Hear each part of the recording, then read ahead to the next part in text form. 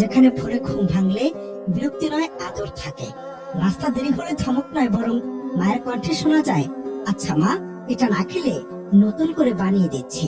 তাই অনেকের কাছে বাবার সংসারটাই হয়ে ওঠে জীবনের সবচেয়ে শান্তির জায়গা।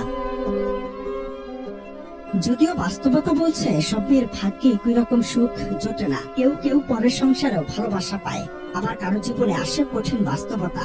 তবে যে মেয়েরা বাবার বাড়িতে সত্যি রাজরানীর মতো দিন কাটায়, তাদের সেই মুহূর্তগুলো যেন আলাদা এক আবেগ ছড়িয়ে দেয়।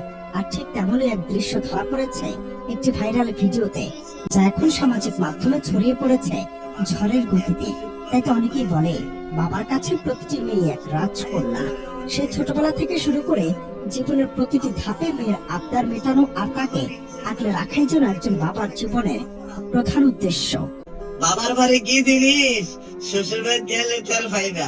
এই যে ঘুমটা নষ্ট করলে কথা।